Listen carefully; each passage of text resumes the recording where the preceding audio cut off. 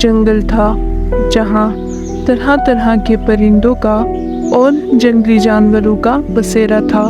جنگل کے تھوڑا ہی دور ایک گاؤں تھا جہاں کے لوگ سخت محنتی اور بہت ہی اچھے اخلاق کے مالک تھے، مگر رات ہونے سے پہلے ہی گاؤں کے سبھی لوگ اپنے گھروں کو چلے جاتے اور اپنے گھروں کی کھڑکیاں اور دروازے اچھے سے بند کر لیتے، اور ان کے یہ سب کرنے کی وجہ صرف اور صرف وہ جنگل تھا جو تھا تو بہت خوبصورت، مگر رات ہوتے ہی وہاں سے جنگلی جانوروں کی خوفناک آوازیں آنے لگتی جو گاؤں کے لوگوں کو بھی صاف سنائی دیتی، جسے سن کر گاؤں کے لوگ اپنے گھروں میں خاموشی اختیار کر لیتے کہ کہیں کوئی بھی جنگلی جانور اس گاؤں کی طرف مائل نہ ہو جائے۔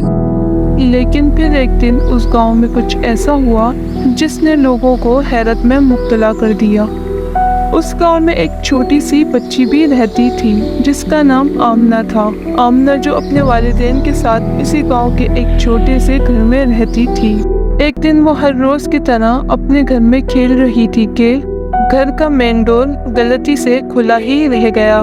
پھر کیا آمنہ نے یہ موقع ہاتھ سے جانے نہ دیا، وہ گھر کے مین ڈور سے ہوتی ہوئی گھر سے باہر آ گئی اور گاؤں میں یہاں وہاں گھومنے لگی۔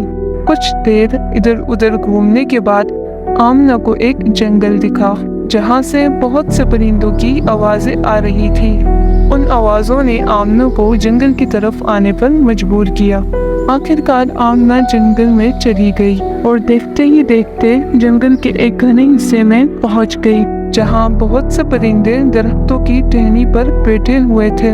وہاں پہنچ کر آمنہ جو ان پرندوں کی جانب دیکھنے میں مصروف تھی کہ آمنہ کی نظر ایک جنگلی بھالو پر گئی، جسے دیکھ کر آمنہ ڈر گئی